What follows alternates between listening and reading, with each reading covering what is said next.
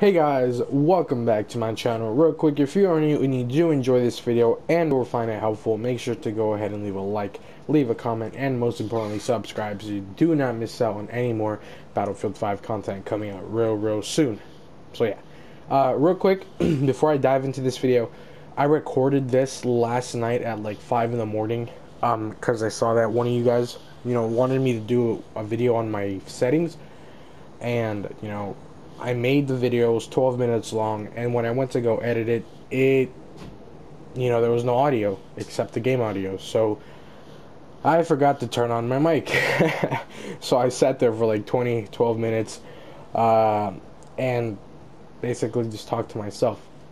So yeah, this is gonna be a talkative video. So if you're not into talkative videos, I'm sorry, but I will be bringing out another weapon gameplay later on in the day. This is just a video that someone recommended I do about my settings. Now, I'm going to be honest, you're going to be a bit disappointed because my settings aren't all that. It's just maybe like one or two things that I have changed from default to, to where they're at now. But these settings have helped me reach, 30 kills every match. Well, not every match, but most of my matches I get above 30 kills, 40. My highest kill match was 72 kills in a match. So yeah, I'm not saying I'm the best player. I'm not saying I'm, an amazing player. I'm saying I'm decent. I'm a good player. And yeah, starting off with the video settings, there isn't much here. Brightness, I suggest just keep it at 75.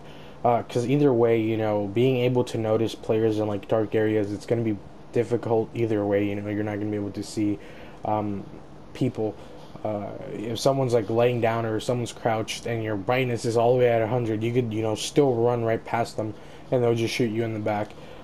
So 75 brightness for me is the best. Field of view, now this is something that you personally have to get used to. I keep it at 75 because that's mainly what I've kept it at in most battlefields. That's what I've grown used to. That's what I've got accustomed to, is 75 field of view. This can cause you to get very nauseous. It's happened to me before. I've got like dizzy from having it let's say at like 50 and then changing it to like 80. It messes with your eyes. So this is something that I'd be careful with if I was you. I don't know if it's a fact that it causes that, but it's happened to me before. So I would just test it out. Be careful. And this is something you're gonna have to get really used to. You're gonna have to find the perfect field of view for you. So I wouldn't recommend using mine. I would recommend starting off with like the lower ones. I don't recommend using the default one though, because it's gonna be way too narrow. You're not gonna be able to use the sides of your screen that much, because it's gonna just point in one direction. So I recommend you play around with it. Stick to the 50s, maybe the upper 60s, and you'll find a good balance there. I used to rock it at like 90 back in like Battlefield 4, but that was just way too much. So I got used to 75 in the 80s in that area. So again, that is something you're gonna have to get used to on your own. I can't really recommend a field of view for you, because it all just comes down to personal preference and what your eyes can handle. And then all these other options, these video options, I just keep on default. I don't even touch these except motion blur. This is something I would recommend you have low, because you don't it's gonna affect your gameplay quite a bit. So I just recommend you keep it on 50. I had it on 55, so I'll just leave it there. But yeah, you don't want to spin quickly and then your screen becomes all blurred up. That's not something you want. Even though it does look good in game, it's not something you really want. It's going to affect your gameplay quite a bit. So I recommend you turn it all the way off, or you just have it on a very low setting. And yeah, moving on into the audio settings. This all depends on what kind of headset, or if you're using a headset, or if you're using earbuds. Master volume all the way 100, because I want to hear everything that's going on around me. And then sound preset, I have it on 3D headphones, because I do use over-ear headphones. I use Beats, which aren't the best, I know, but I've heard from other YouTubers like Jack Frags and whatnot, and Level Cap, that 3D headphones is the best, to be able to hear like footsteps and things like that. You can hear above, below, things that are moving above you, things that are moving to the sides of you. So that's why I 100% recommend 3D headphones. Even though that most of the time You're not going to be able to hear footsteps. You're just going to be able to hear, you know, explosions, shots being fired off, tanks, planes, all that stuff. This mainly just kicks in when you're like in a, you know, when you're behind enemy lines and there's a bunch of enemies around you and you're like in one spot and you hear, you know, footsteps coming to the right of you or to the left of you. That's when this really, you know, helps. I don't recommend war tapes. That's just gonna destroy your ears. And normal headphones, I mean, you could go ahead and try it out, but I recommend 3D headphones 100%. And then all these other voice settings I just have default, except this one. I turned it off so that I'm not able to hear people in my game, even though I still am for some reason, or my mic, you know, talk to them, because I most of the time I'm in a party chat with other people, or I'm in a party chat by myself trying to make a video. So yeah, those are my audio settings.